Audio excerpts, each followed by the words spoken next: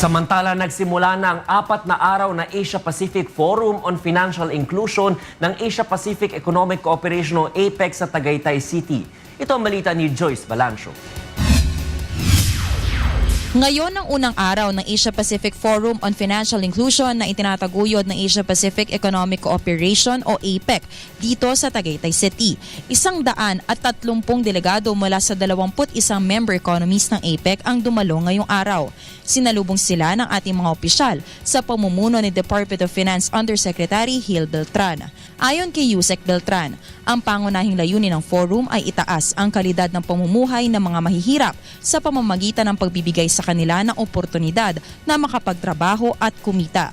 And the target of financial inclusion is the poor, because right now they have very limited access, and encouraging them to gain access would lead to more growth, more savings. Dagdag pa ni Beltran, malaki ang naitutulong ng pagpapalitan ng mga ideya ng mga delegado.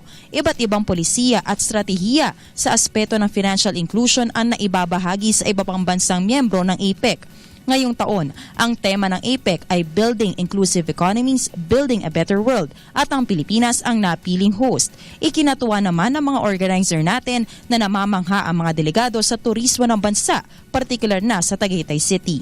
What I hear is that they will come back again because they see that it's a beautiful city, our volcano is nice. Ipagpapatuloy pa bukas hanggang sa Biyernes ang Asia-Pacific Forum on Financial Inclusion dito sa Tagaytay City para talakayin pa na mas malalim ang mga rekomendasyon ng bawat bansa para sa ikauunlad ng bawat ekonomiya miyembro ng APEC.